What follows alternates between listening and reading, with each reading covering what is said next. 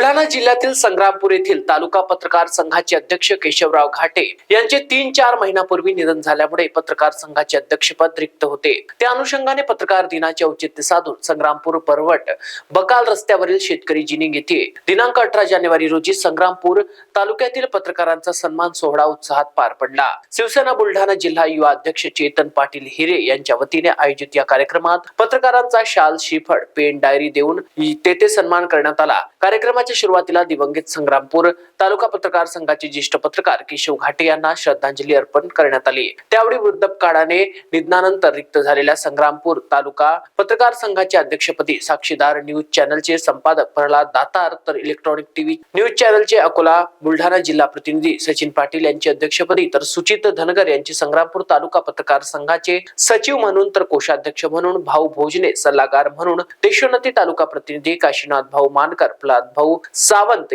Car यांची सल्लागार समिती म्हणून नियुक्त करण्यात आली। सचिन पाटील, प्रतिनिधी अकोला बुलढाणा।